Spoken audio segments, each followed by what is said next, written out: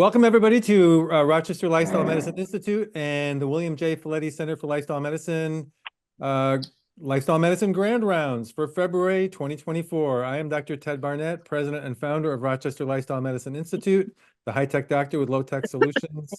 Some of you may know me as Dr. Veggie. And it's so great to have you all here. Tonight, we are Lifestyle Medicine Grand Rounds will be devoted to the case of the really tired vegan. And let me just show you a little bit more about our agenda for tonight. It is 7:31 now. We're going to spend about 5 minutes introducing our august panel of discussants and presenters. At about 8:15, we're going to break for Q&A with the audience, but probably within that time, we may be able to take a few comments from the peanut gallery. But officially, the Q&A begins at 8:15. At 8:30, we will officially adjourn, but we will stick around if people want to as we move into the lobby for another 15 minutes or so, because oftentimes the conversation gets pretty lively.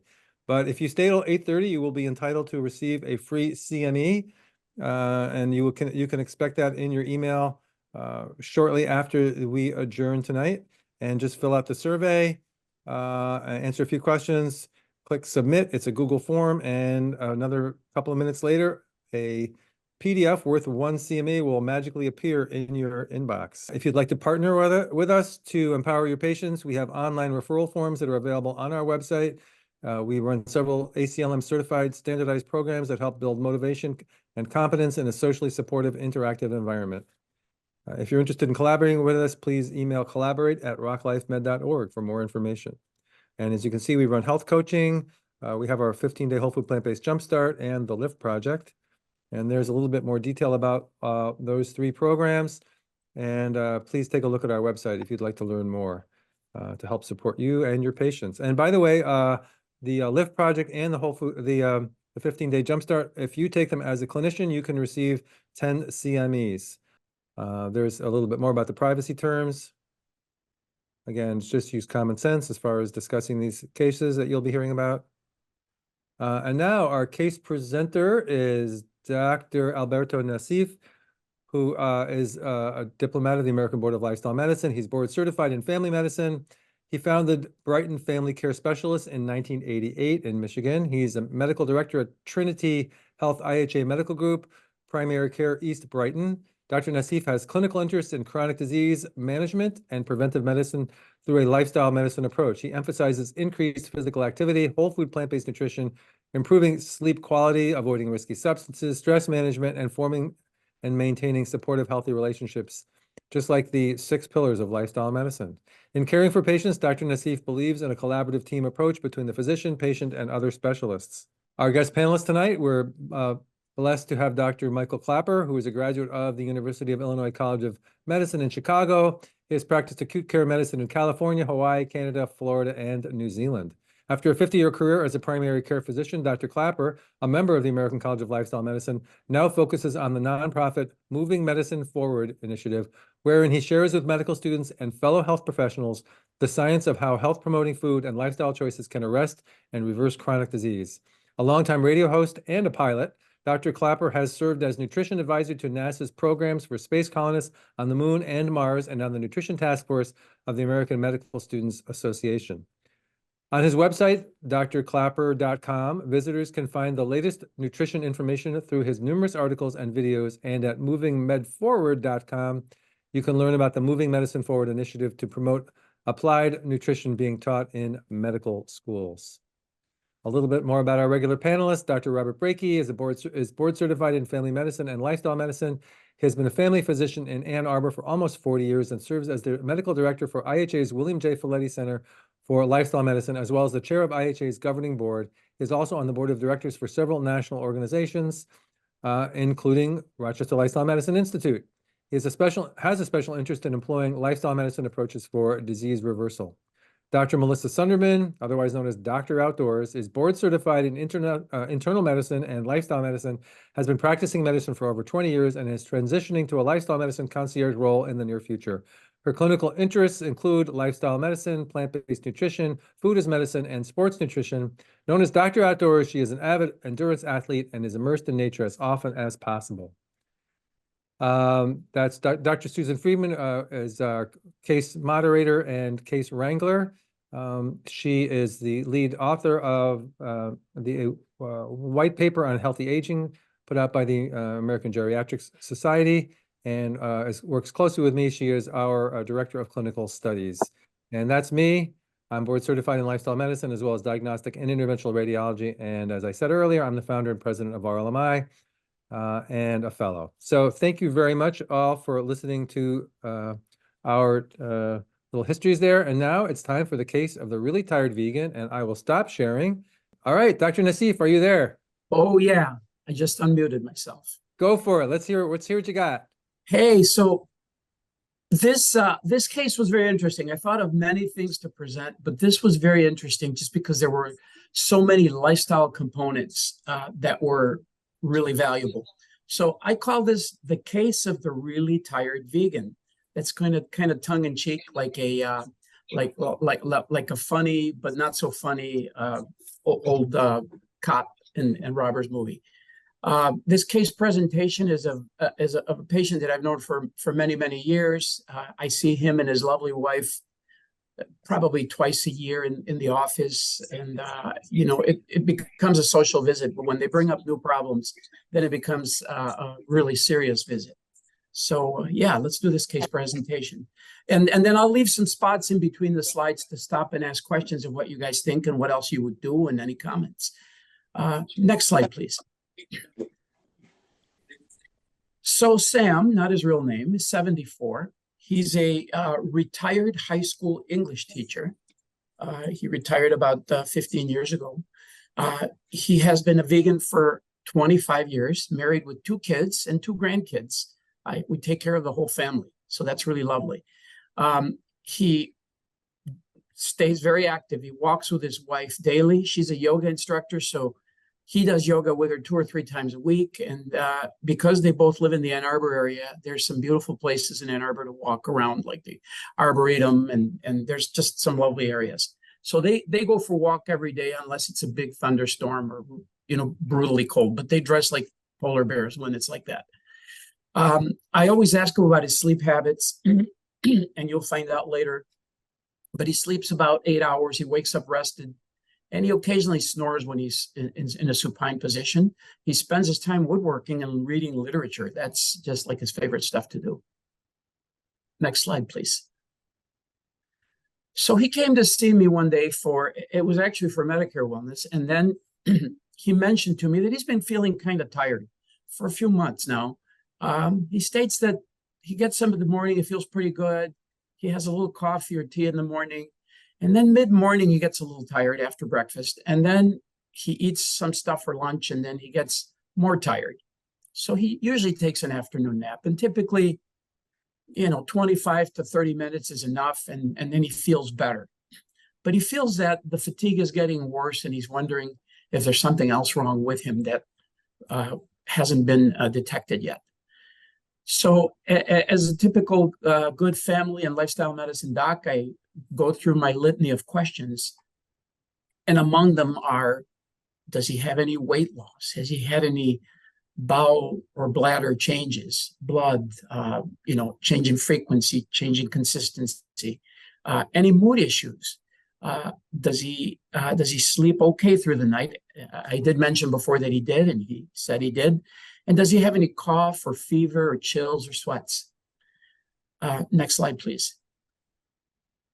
So his past medical history, he's got a little BPH, but he's got a PSA that's stable in the mid-2s.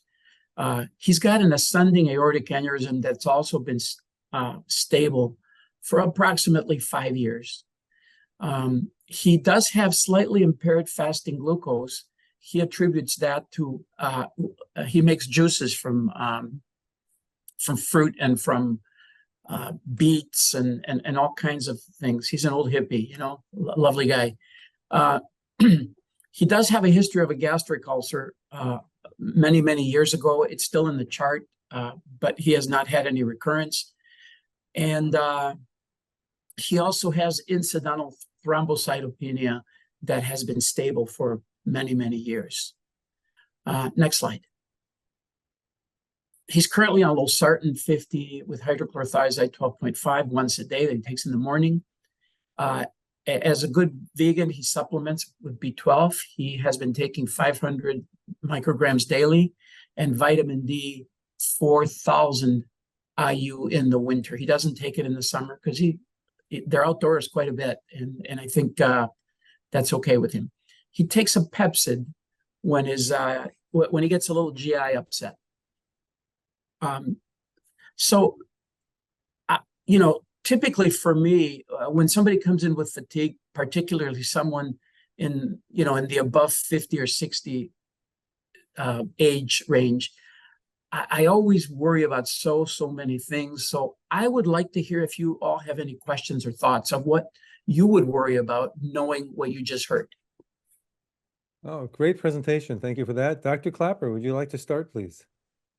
Well, I certainly have some questions, and kind of caught in the switches here in that when I saw words like gastric ulcer and thrombocytopenia, that sets one off on a diagnostic quest. But then when I just heard, oh, it's been stable for years and years, well, that dials back my concern about it. But let me just go through my reasoning when I saw these diagnostic possibilities. First of all, just to take good history, the question is, when did these symptoms appear, and what was he doing? Did he just have an episode of COVID a couple of months before? Did he had an episode of diarrhea before this? Are we looking at a leaky gut situation? What's his travel history? Did they go down to Costa Rica for a couple of months before the fatigue came on? Did he pick up a parasite down there? There's a number of questions to ask as far as lifestyle, including what does he do all day? Now I just saw, it sounds like a fairly reasonable retirement there, but he's a woodworker. Well, where does he go? How many days a week does he spend in a woodworking shop breathing polyurethane and turpentine and paint thinner? What might be happening to his liver functions here? These are all of concerns. A question I just found out, but I would ask, is his wife does she having an onset of fatigue as well? Is she noticing any strange smells in the house? Did they put a new carpet? Did she change their diet at all? Is she experiencing anything? So trying to fill out the environment around this man and his symptoms. The questions, of course, that come in clinically, diagnostically, first of all, are we looking at an anemia, a common cause of fatigue? And then when I saw listed on his history there, gastric ulcer and thrombocytopenia, I said, well, is this man bleeding? Are we looking at a silent GI bleed here? And so I would ask, has he ever had any black tarry stools? And has anybody actually checked his stools for occult blood? And are we looking at, he's got a hemoglobin of 12. Where's that blood going? And so I would ask, well, any abdominal pain? Now, we just saw the list was there, no GI. So I said, okay, fair enough. But I was not privy to that information before, but it's certainly worthwhile checking out his GI history. And then there's an issue with thrombocytopenia. And where are those platelets going? Why is that depressed? And it's true that as we get older, the platelet counts tend to start dipping downward there. But is he putting those platelets somewhere that they shouldn't be going? And again, this is a bit of a zebra, but he's got a thoracic aortic aneurysm. Could he be bleeding? Could he have a little pseudoaneurysm? Could he be bleeding into a clot or something into his chest? And is that where these platelets are going and that hemoglobin is going? And so I would ask him, the vague feeling of chest fullness, what's the most physically active thing you do during the week? And do you get any chest discomfort, any palpitations, any shortness of breath? If there's any questions, I would put a possible CT of the chest, or at least a chest x-ray, just to rule out that that mass is not expanding if that has not been checked in. We can get lulled to sleep. Oh, it's stable, but sometimes things aren't so stable. And I'll leave it there. And as noted, I don't know if we got to that point. He's got a BMI of 25. Interesting. Now, in my head, that conjures up a fairly chunky vegan. We were told ahead of time that that he's actually a tall, lean guy there, but with a BMI 25, that raises other specters regarding excessive weight and airway issues, which we'll talk about in a minute there. But so at this point, I'm would zero in on that history, what's going on in his GI tract, any sign of eclopia, and check into the thrombocytopenia, make sure nothing's happening in his chest, and again, get after the environment regarding the woodwork shop, and just document that this isn't post-COVID or post gastroenteritis type of post-infection malaise. Yeah, interesting. Now it's the case of the chunky vegan, right? So, Melissa Dr. Sundermann, what are your thoughts, please? Well, Dr. Klaper very much did a thorough history there. So I think some of the things too is to take a deeper dive into his social history with having thrombocytopenia and the history of the gastric ulcer. What is his alcohol intake? And is this been that he has been consuming alcohol? That could be, associated with the low platelets, vitamin B12 deficiency. He's plant-based. I think really looking into characterizing what he means by fatigue. He says he feels well rested when he wakes up, but then feels tired before lunch and after lunch. And so just trying to qualify, is his fatigue like he wants to fall asleep, or is this sort of breath? And, with having that ascending thoracic aneurysm, when was his last echocardiogram? And is there anything else going on that, like a worsening aortic stenosis or worsening aneurysm, that actually his fatigue is more shortness of breath or dyspnea?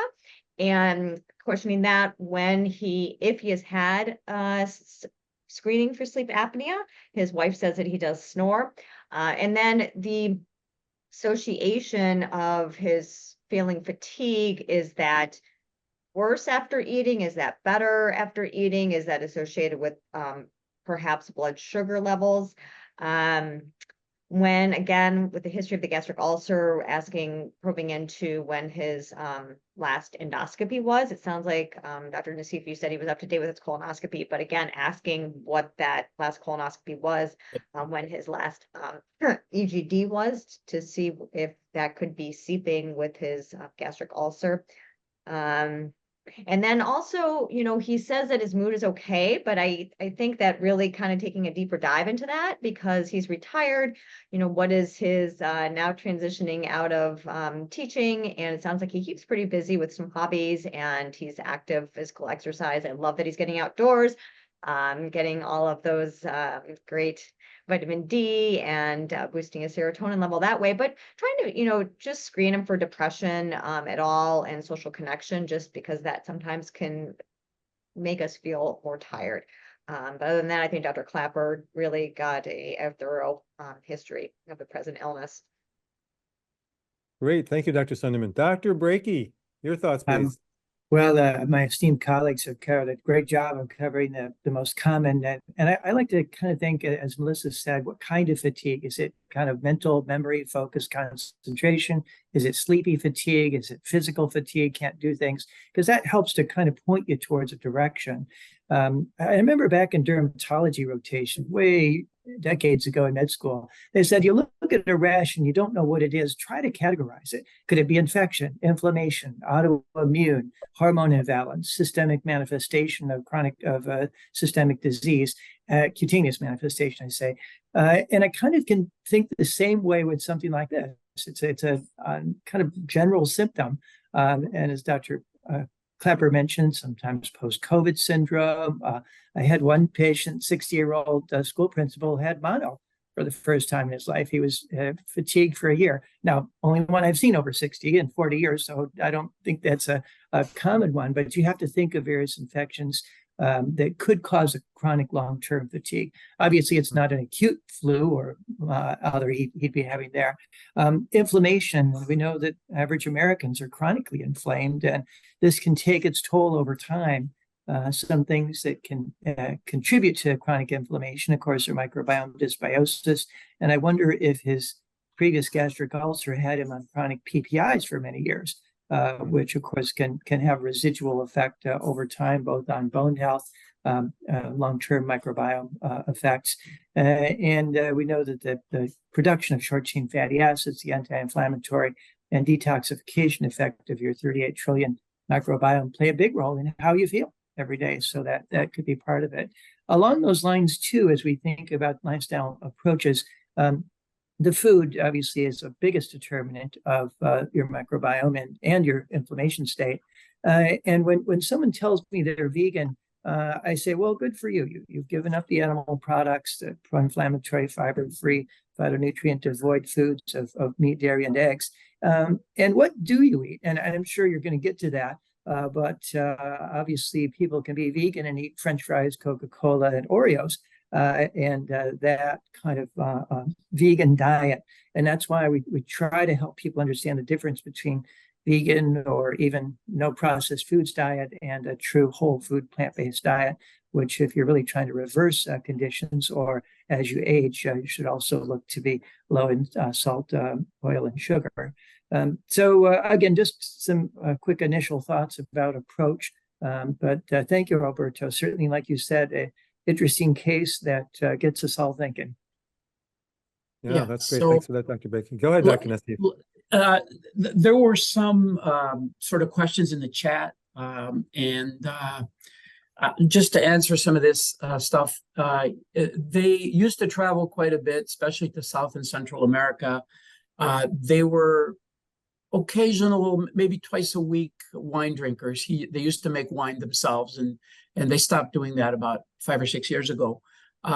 When they were much younger, they used to like to share a little cannabis between themselves, but no longer. It's been about, since they had their kids who are now in their 40s, of course that's not happening. So they're pretty clean living people, not smoking at all, not using cannabis, not using THC, not using any, anything that would be considered worrisome. Definitely, some of your comments are spot on, because that's the exact same stuff I thought of. Usually when somebody tells me fatigue, I'm thinking, okay, I sort of work from my way down from the top of the head to the bottom of the feet. Do they have neurologic symptoms like Dr. Teodoro just put in the chat? Do they have a brain tumor, which can cause fatigue? And man, I hate finding those. I've diagnosed 3 of those really severe brain tumors that were asymptomatic until they either had a seizure or something else. But when I talked to the spouses, they always said they were starting to get tired and kind of different. Their personality was different. So definitely that. Sleep apnea, always on the top of my mind. I think it's gratifying to see how many of you have asked that question, mentioned to Dr. Klaper, Dr. Breakey, Dr. Sundermann. Sleep apnea is so common and way underdiagnosed, and people think it's normal to snore all night and stop breathing, and it's not. And literally today I sent 2 people to our sleep colleagues. But no big travel. I did ask about that. I asked him if they had COVID, and interestingly, they both had COVID around Christmas, but he had symptoms before that. And, since they were both well vaccinated and in really good health, it didn't really affect him very much. It was a 4 or 5 day thing. The anemia in your questions had been stable for a long, long time, as has the thrombocytopenia. So there's no pattern of worsening. And then, of course, the aortic aneurysm gets checked about once a year by our cardiologists, and they're not too freaked out about it because there haven't been a lot of changes. Somebody asked about Pepsid, about increasing Pepsid use, and I didn't specifically ask that, but when I ask him if he's having more abdominal pain, acid reflux, etc., he denied it. I think it is a very seldom PRN. A couple of you, though, did put in some interesting stuff. Maria Teodori, you put in hypoglycemia, reactive hypoglycemia. That's a great remark. And Liz Munoz, you put down obstructive sleep apnea. That's actually really good, too. And, of course, Bob Breakey and Dr. Klaper and Melissa, you all mentioned the diet. So let's go to the next slide and just tease you a little further. So there's his vitals, 180 pounds, BMI is 25.86, blood pressure sort of high normal range. When I see that, I always wonder about their sodium intake and what they're eating that carries the sodium into their bodies. My blood pressure runs around 108, over like in the 50s. And so when I see people eating sodium, they tend to eat, when they say they're vegans and they got blood pressures like that. And I know they're not nervous to see me because they always bring me gifts and they're happy to see me. So either way, the exam showed mild cataracts.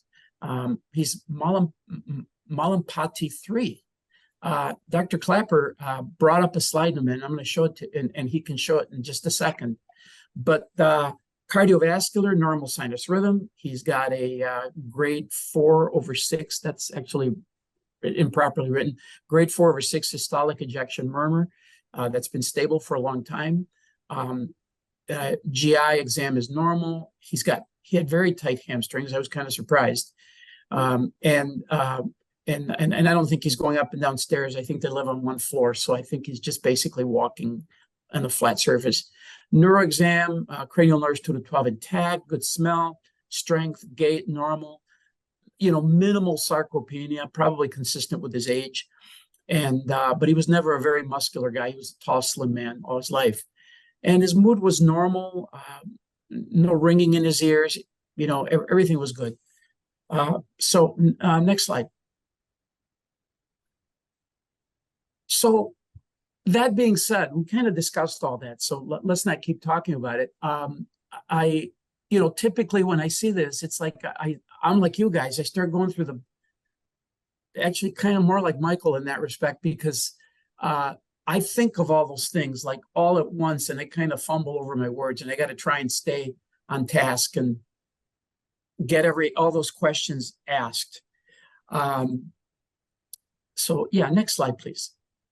Well, do we want to stop? Do we want to go back for a minute? Dr. Sure. Klaper was going to share about the Malampati. Oh yeah, go ahead, Michael, if you got it. Bob, if you could just go back a slide, please. Go back, yeah, one slide. All right, Dr. Klaper is going to share here. So here we are, fellows, fatigued, and we've talked about all the other issues here.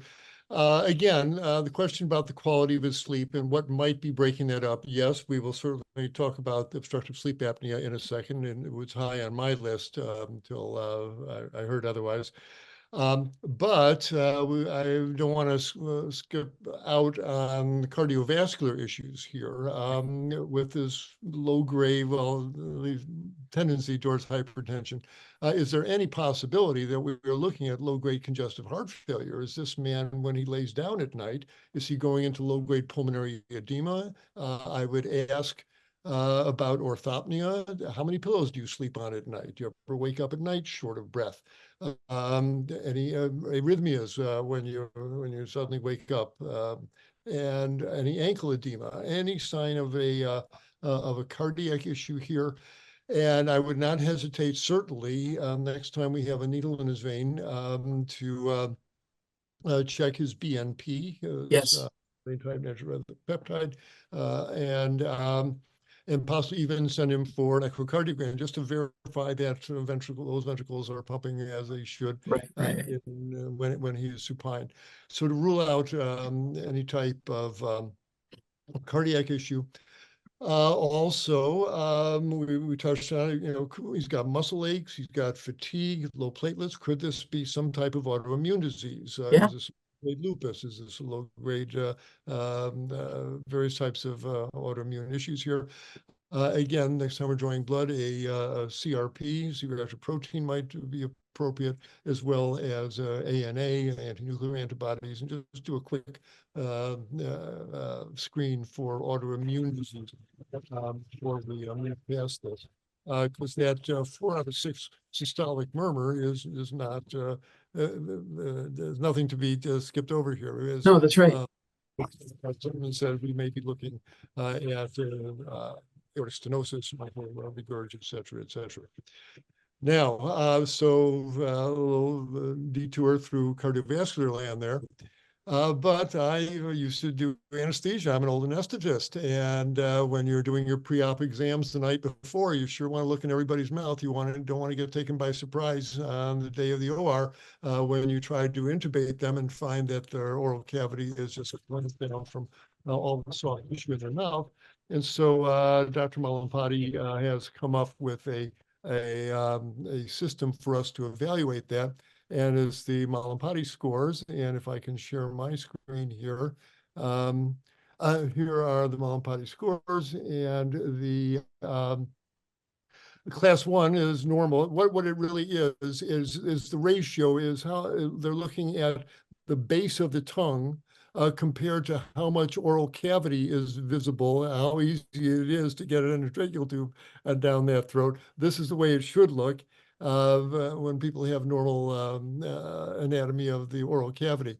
However, people, as they put on weight, and just by the shape of their mandible and the musculature of the muscle below the tongue there, they may have a tongue that really protrudes upward. And that may put them in class 2. And here you can still see the oropharynx, but the tongue is just touching the bottom of the uvula. You can still see the whole uvula, but the tongue is the uvula is being contacted by the tongue. That's a 2 that should make one concern. This man's a class 3, and by this point, the tongue is riding so high that you cannot see the tip of the uvula anymore. About half the uvula is already gone. There's just a sliver of oropharynx available past that. This would give an anesthetist some concern. We don't need to go into airway management here, but we're talking about a man who's got fatigue, and certainly with his high BMI, and this class 3 Malampati score, it's not hard to visualize that he lays down at night and that he obstructs, and an obstructive sleep apnea, when I saw this, certainly went up on the list of possible differential diagnoses here. And so I would ask his wife, tell me about what you hear. Tell me about his story. I get a really important and detailed history from her. Have you ever rolled over and got concerned he's not breathing? Or have you been woken up by stertorous snorting there? That's very significant. But again, if there's any question, I would certainly send this man for polysomnography and find out is this class 3 and his weight playing a role here. Because it's going to come into play when we talk about possible therapies here. But folks should just be aware of this classification, especially when we're talking about obstructive sleep apnea. So cardiovascular issues based on those, the murmur that we heard, to check out any sign of congestive heart failure at night with BMPs and echoes if necessary. And again, the time you need in the brain, let's check it with inflammatory markers and autoimmune. And again, check his liver function test, make sure that that polyurethane breathing woodworking shop is not injuring his liver there. We're going to be running into some labs in a minute that I hear that he's got an elevated calcium that opens up. Whoa. Hey, hold off here. Okay. Let's not give anything away yet. That's where we are so far. Yeah, right, exactly.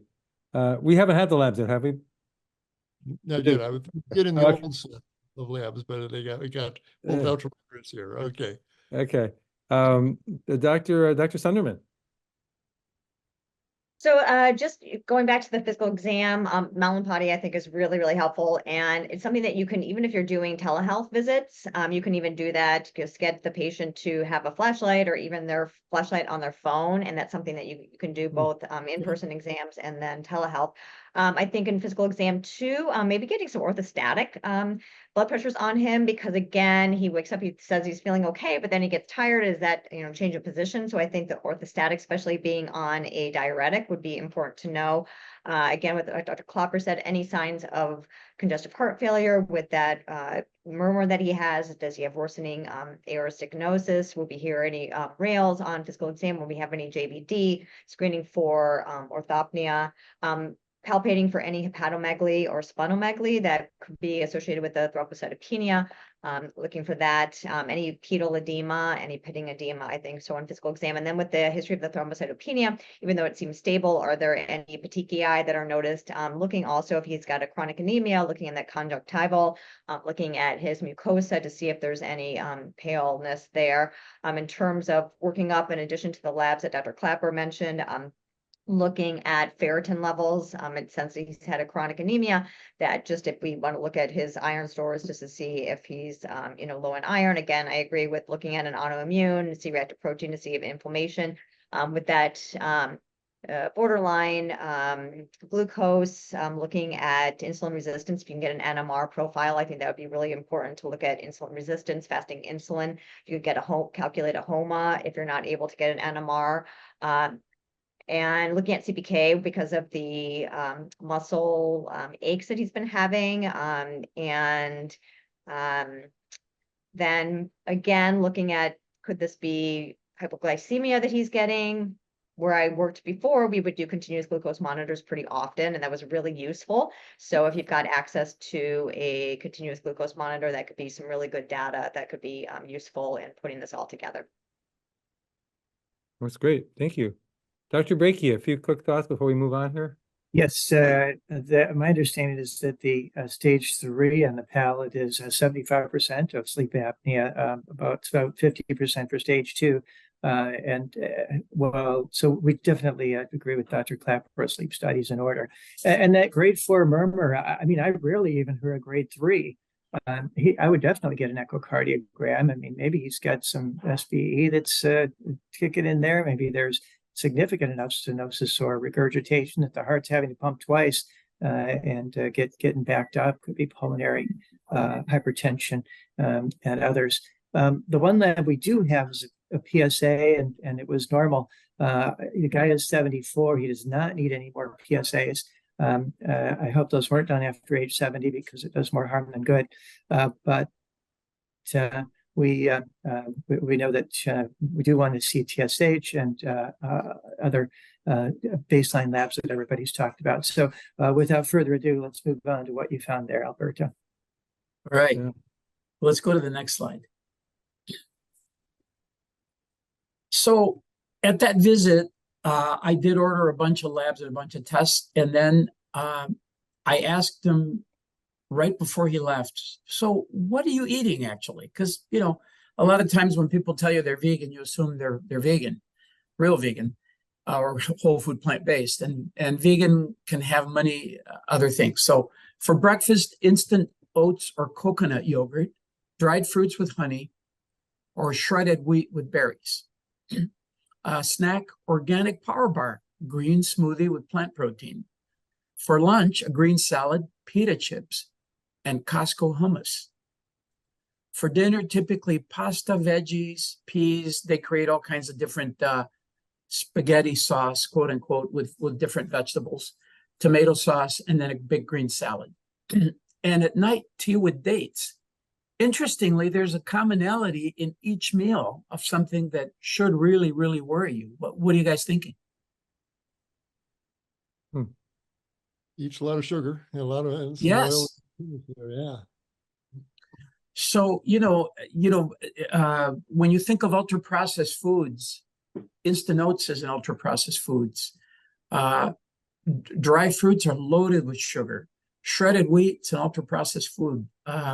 Organic power bars, those things that you buy that have all kinds of tag names invented by the food industry that make it look like it's a very healthy, wholesome thing to eat and are highly addictive. Green smoothies, a lot of times are loaded with sugar and give you an insulin spike that can later on give you reactive hypoglycemia. Dr. Teodoro, you said that. And lunch, green salad, that sounds great. Pita chips, ultra processed food, Costco hummus. It's better to make your own hummus, right? It's pretty easy, actually. A lot of times I'll combine a can of hummus with an avocado in the food processor with a little lime, and it's pretty delicious. You mean a can of beans? You said a can of hummus. You mean? Oh, I said, yeah, a can of garbanzos. Yes, correct. Okay, got it. Right. For dinner, pasta. Pasta is pretty processed food, and a lot of times they say, hey, this is pasta made from lentils or whatever, and it's really not very healthy. You still, it dissolves immediately, and you get a high blood sugar spike in your bloodstream, and then your body makes insulin to try and get it out. And guess what happens? For some people, you'll get hypoglycemia afterwards. The veggies are good. The peas, they're pretty good. Tomato sauce, depending if it's canned or whatever. The green salad, I'm a fan of green salads. I eat probably 3 of them a day. And the tea with dates, that's kind of nice. I forgot to ask them if they put honey in their tea, but I was too excited with the other stuff to be able to tell them to stop eating that stuff and eat whole foods. So yeah, let's go to the next slide, please. So he did have labs and came back to discuss them. Among them, he had a comprehensive panel, a lipid panel, which is really good. Thyroid functions. I did a SUD rate. He had mild hypercalcemia, and we detected that the first time last fall, and it was just slightly low like that. And so the first time I saw it, I said, when we repeat this, if it's still high, I'm going to order a pair of PTH. So glucose was 102, a little in the impaired fasting glucose range. Hemoglobin, low-grade anemia that he's had for a long time, and low-grade platelets that he's had for a long time. B12 was 232, and again, thyroid was normal. I did not order hepatitis studies. I did not order some of the other things, autoimmune, because I just didn't feel, based on the exam and the history, that was the case. I was really more worried about, as Dr. Klaper and Melissa and Bob said, did this guy have sleep apnea? I actually am one of those people that uses sleep apnea as I would a vital, like a blood pressure, weight, pulse. I put down in my patients' charts, if they have a Mallampati 2 or 3, I write that in their charts. And it's on my sticky note so that I can remember to keep quizzing them about it. Because, as we get older, our soft tissues sag. And so a 25-year-old with Mallampati 3 may not be a problem, but a 75-year-old with Mallampati 3 could be a really big problem. And FYI, kids can get sleep apnea too, babies even. So something to think about. But yeah, next slide, please. So thoughts, further questions, other tests you might want to do at this point? Dr. Klaper. Mild hypercalcemia 10.3. That's a flag. Hard to jump over that one, no doubt. We all get concerned about that. Now, it turns out that there are a couple of more, quote, benign reasons this man may have elevated calcium. He's taking hydrochlorothiazides, and thiazides can elevate your calcium level. Might be a possibility. He's also taking 4,000 IU of vitamin D, and that certainly can raise calcium levels. And that might be all we're looking at. Yep. Put a pin in that, however, before we just chalk it, he's on thiazides and D, no wonder his calcium's up. But as has been pointed out there, absolutely, we might be looking at a parathyroid tumor, so a PTH certainly is indicated. But especially if that PTH comes back, we all are quite aware that there are an assortment of potentially really lethal malignancies that will elevate your calcium, lung cancers, renal tumors, multiple myeloma, and that might be what's generating these elevated calciums. So if that PTH comes back negative, then again, I would consider a more serious search for some of these tumors, either chest and abdomen CT, or 24-hour urines, et cetera, and tumor antibodies, et cetera. So anyway, the calcium is an issue, might be benign from the D and the thiazides, but rule out PTH and tumors. Fasting glucose, as we mentioned, man eats a lot of sugar, and these sugars are jumping up and down there. It is what it is there. That hemoglobin a little lowish. Again, where's the blood going? Same thing with the platelets. We've talked about that. If there's any bleeding or thrombosis going on, unlikely. That B12, I'm not happy with the B12 of 232. The man's taking 500 micrograms a day, but he's either not absorbing it or he's excreting it pretty quick. But I like to see B12s between 400 and 500 up to 900 in that range there. 200. I've had long-term vegan patients become symptomatic with sore tongues and tingly fingers when their B12's in the 200 range. I'm not comfortable with that. I would certainly increase his B12 intake there. And his thyroid level is normal. Yay, glad to hear that as well. And as already mentioned here, is that hemoglobin tied in with a low iron profile here, and I would certainly get iron, TIBC, et cetera, because when we're improving his diet, we might talk about foods that would increase his iron intake. We'll get to that when we talk about rearranging his diet, improving his diet levels. So at this point, just expanding the possibility regarding this elevated calcium and dealing with his B12 and ruling out any abnormalities in his iron kinetics. Excellent. Thank you for that. We're going to go to Dr. Breakey next, but Alberto, I think there's something wrong with the normal value there for B12. Is it? What's the upper limit at your lab? It says 194. Oh, 914. Sorry. 914. Okay. Yeah. Sorry. Okay. That's all right. Okay, Alberto, Dr. Breakey. did you check a vitamin D level also? I did. The stuff I didn't put in there was normal, but I did a confidence profile, and I did not do a test for parathyroid at that point because I wasn't thinking about parathyroid. But then, so these are the initial labs. When they came back later, the calcium was still around the same, hemoglobin was the same, but then I added a PTH, and that was also elevated. So then, so go to the next slide, and then we can see that here, and then the one after that, I think, one more. So he eventually had a parathyroid scan within about 6 or 8 weeks of that blood test and the follow-up calcium. And he had a small adenoma. PTH was mildly elevated. I wrote it down somewhere, and I don't know where I put it, but it was slightly elevated. And he had never had kidney stones or anything like that. And I talked to him about it.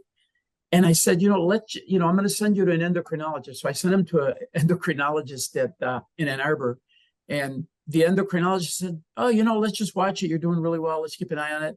He got nervous. He did his reading, and he wound up going to Florida to get his parathyroid adenoma removed. There's a clinic somewhere in Florida. I can't remember the name. I've got the paperwork on my desk.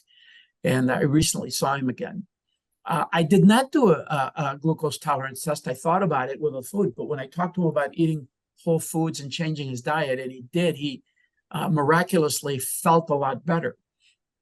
That being said, he's due for his echo sometime in May. He gets it about every year and a half.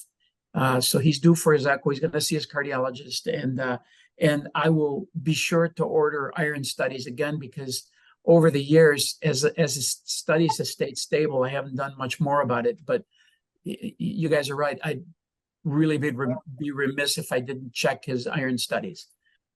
But his symptoms, his fatigue improved drastically with just the dietary changes. And so if you go to the next slide. So his final diagnoses after all this for me were he has impaired fasting glucose, but interestingly, he has hypoglycemia that's reactive, and it's probably from eating these ultra processed foods and these high sugar foods that cause hyperglycemia. And then he gets his insulin spike, and that's what happens. He's got this mild chronic anemia that I'm always kind of worried about. And the hypercalcemia, of course, secondary likely to this hyperparathyroidism. Follow-up labs have been ordered. He had his parathyroidectomy done probably a week and a half or 10 days ago. So he's coming back this week, and he's back from Florida now. I talked to him. But the discussion is so interesting because there is so much to do, so many things to think about. And, in a day where we see 25 patients or 21 patients or even 18 patients, and every time I see fatigue, I just know that it's going to get me behind because it's a lot of questions to ask. And sometimes you have to, make a couple of visits out of it, maybe reschedule them for a lengthier visit. But as you guys can see, this is a really complicated diagnosis. And thankfully, it wasn't something serious. But does he still have a cancer somewhere? Does he have heart failure that's been, Dr. Klaper just mentioned? I mean, maybe in the middle of the night when he stops breathing because he has sleep apnea, he goes into heart failure. He may go into an arrhythmia, and that affects him. So yeah, all these things are interrelated, and we're at it, man. I'm glad I've got these great minds helping me out. Yeah, Alberto, I'm going to, I want to stop here for just a second and get Dr. Breakey's thoughts because we kind of got interrupted a little bit earlier. And go ahead, Dr. Breakey. No, excellent. You kind of jumped to the punchline, but I was going to say you also have to interpret the calcium and taking the albumin into account. If he's got a low albumin, the 10.3 is really even higher because it's a little bit of a teaser here. It's unlikely to have a full-blown hyperparathyroidism with just a slightly elevated calcium like that. Commonly you see it 11, 12. It helps to generally rule out a more malignant hyperparathyroid secreting tumor because those two generally present with very high levels and sometimes PTH in the hundreds or thousands. But yeah, that you got to remember to correct for that. And I think that as you point out here, that this is multifactorial. That all these things plus his age and we remember he had 25 years on the vegan diet, but that means he had 50 years on the standard American diet, and that set the stage for where his microbiome, his artery health, his inflammation process. And the key to me that the biggest effort is the food.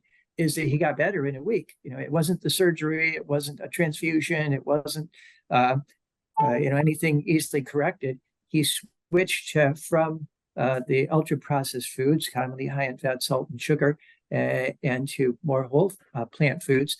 And the other thing about your picture of or your list of his foods is you got to keep in mind calorie density. We tend to look at salad, peas, pita chips, hummus, and think, oh, it's about half vegetables. 2 vegetables and a vegetable, legume, and a couple processed foods. No, the hummus often has olive oil, which is 40-fold more calorie dense than vegetables. So I tell people to picture, here's your vegetable and here's your hummus as counting that many more times. So the percent of calories from whole food plant-based in his diet, better than average American at 11%, no doubt. But my sense is that he's probably more in the 20 to 30%. And if you want to get to reversal, you want to get more up to 80, 90, ideally 95%. So those are my thoughts. Great. Thank you. Dr. Sundermann. I agree with everything that's been said. I think it's great that feels like he got better. Looking at his dietary pattern, we saw that there was a lot of processed foods and really low protein intake from plant sources. So, I don't see a lot of tofu or tempeh or beans. So really trying to optimize that.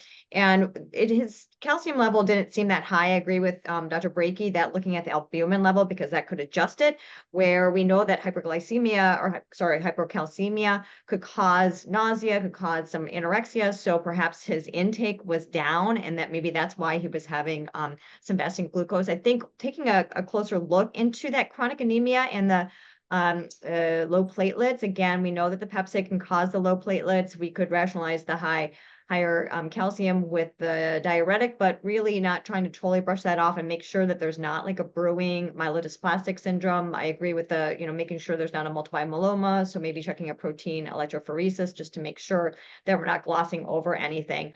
I think if this guy has a little bit of an elevated A1C, I think it'd be really cool to get him qualified for a continuous glucose monitor. I use the Freestyle Libre 2 because it really can provide good data and feedback, especially if you're trying to work on his dietary pattern, to combine not just the high carbohydrate intake of and try to combine it with some more high fiber and healthy fats to sort of equalize and so he's not having these peaks and troughs, which can contribute to his energy level. So he might qualify if his A1C is a little bit elevated.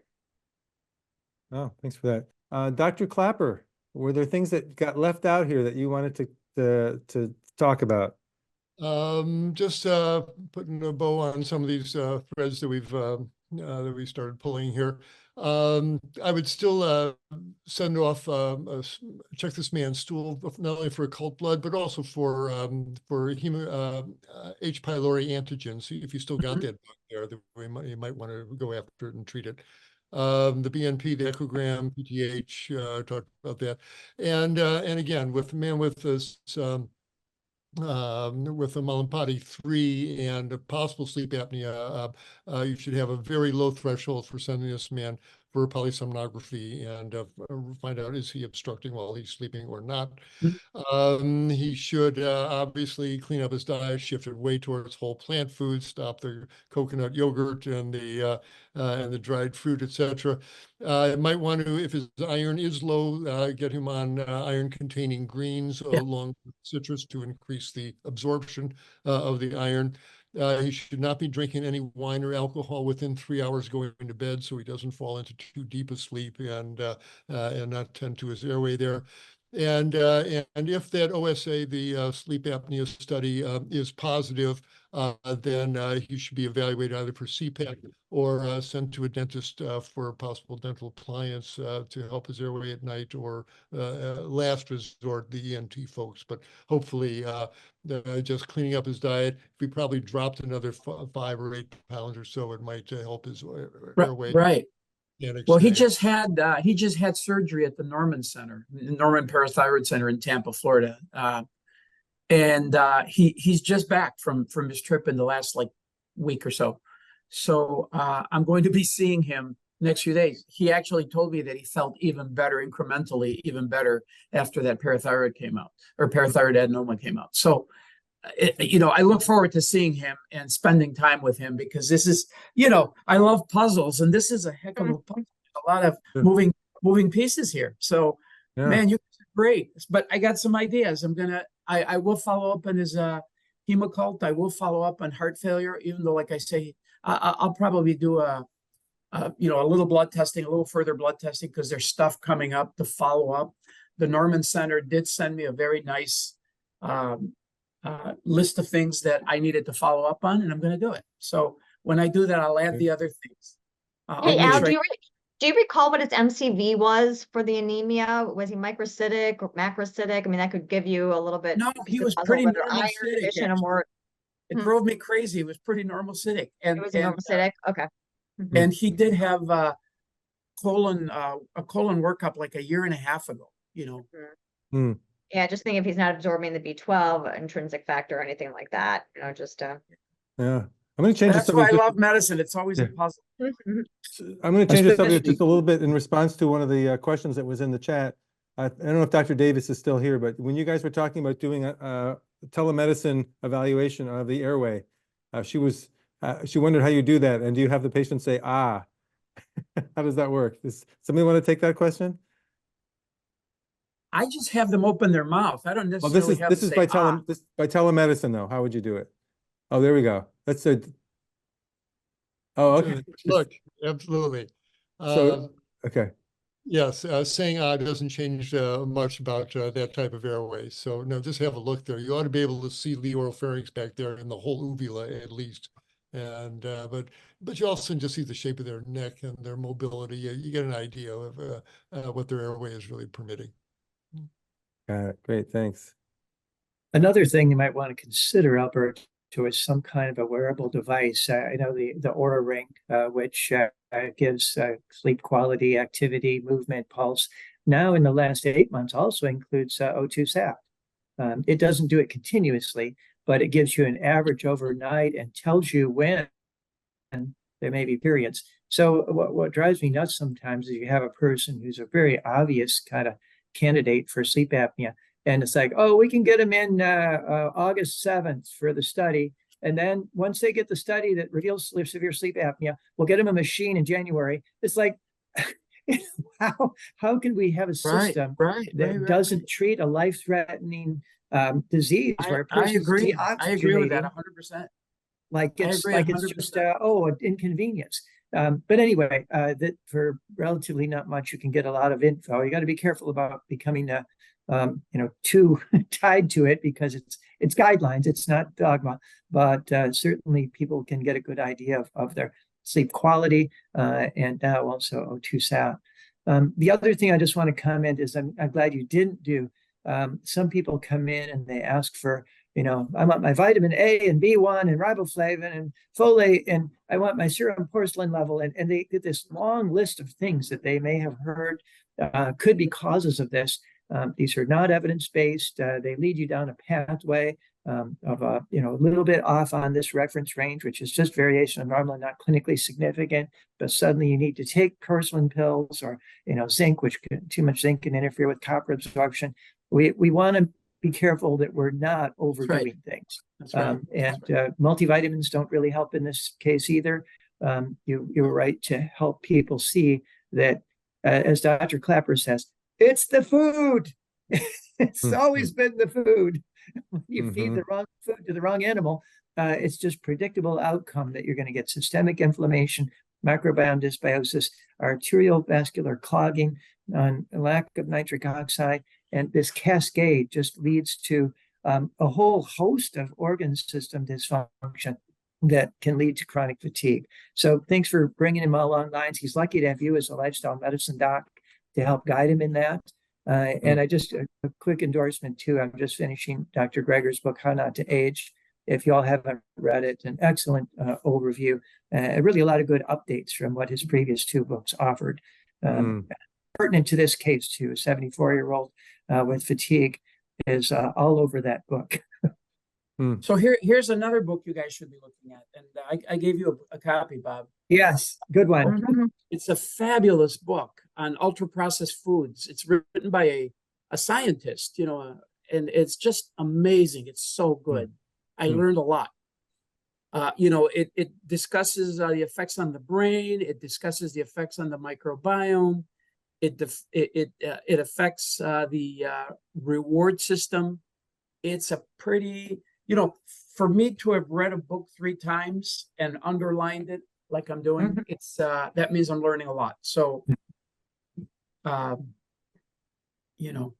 So someone had put in the chat, and I think that your patient is doing better. That's great. You had thrown out early on. It was like, what if there's cancer? It sounds like it's up to date in his colonoscopy.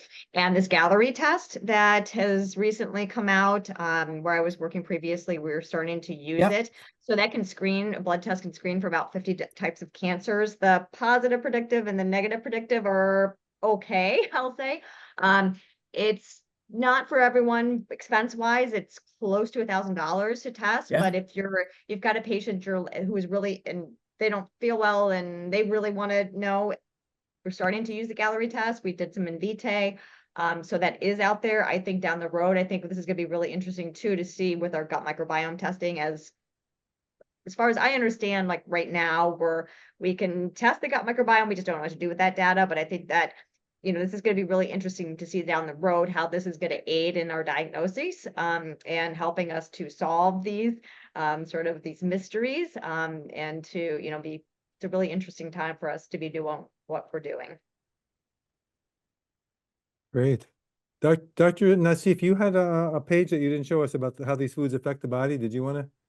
Yeah, let's go to the next page, if Yeah. we could, on the slides. Yeah. Okay, Bob there may Breakey. be one, maybe two more slides, but just, yeah, I think there's. Next. So, again, there's 2 pages actually. So start with this one. Dietary changes to reduce or eliminate ultra-processed foods. Switch out dried fruits for real fruits. What a concept. Reduce or minimize smoothies. Smoothies, you take all that fiber and you shred it down to nothing, and all that sugar is free. So when you drink that stuff, the sugar gets absorbed immediately through the intestines. You get a glycemic spike, which then can cause hypoglycemia. Or if you're not using that energy, some of it goes into the liver and into the muscles to be stored as glycogen. Minimize protein or granola bars, no matter how healthy they tell you they are on the packaging. The packaging is extremely deceptive, and they want you to think that you're eating something healthy when you're really just eating ultra-processed foods. Minimize processed foods like crackers, chips, packaged dips, or sauces. Eat more leafy greens. What a concept. Add more vegetables. What a concept. More whole grains and legumes. Next slide. And so this is some of the stuff that we sort of alluded to, how these foods affect the body. They have wide-ranging effects on the body, brain, the refined carbohydrates, which enhance activity in the reward system of the brain. And people act like addicts. It's like, and literally, I cannot open a bag of chips, so I don't buy them anymore, and I don't go anywhere near them because I'll eat the whole bag. So, this is like an intervention. I'm an addict. Mouth, when people eat ultra-processed foods, they consume more calories per minute. These foods are made to disrupt that system that makes you feel satiated. And so when it disrupts that, you can just keep eating and eating, and that signal never gets to your brain. You just keep eating. Liver, the rapid rush of glucose, fructose, and amino acids from these foods overwhelm the liver and create visceral fat around the organs, which can then result in fatty liver disease. And large intestine, a diet high in ultra-processed foods, changes the gut microbiome and imbalances it. And these imbalances are linked to obesity and type 2 diabetes, and also with mood disorders. And then small intestine, many ultra-processed foods are digested rapidly, starting in the mouth, and then almost completely digested in the stomach and small intestine. Interesting thing about this book that I just showed you, he defines it as the food comes in plastic packaging and it has chemicals that you don't know what the heck they are. So pretty simplistic, but kind of true, and I've been enjoying reading this. This source is from Ashley Gerhardt, University of Michigan. And it's from, I think it was actually in I don't know if it was in an article. I don't remember. But anyway, yeah. So that's all I got to say. Well, if you appreciate what we do, please consider donating to Rochester Lifestyle Medicine Institute. We are a nonprofit. My wife and I are full-time volunteers. We do pay our staff. Of course, everybody who's on the panel tonight is working as a volunteer as well. So you can take a picture of that QR code, and that'll take you to our donation page. Thank you, Dr. Nacif, and thank you, Dr. Klaper, Dr. Breakey, Dr. Sundermann. It's been really wonderful. What a You guys are the pleasure. best. I think Michael, great to see you, man. Yeah. All right. And thank you, Melissa, Bob, for the Chad. background. Bye-bye. Thank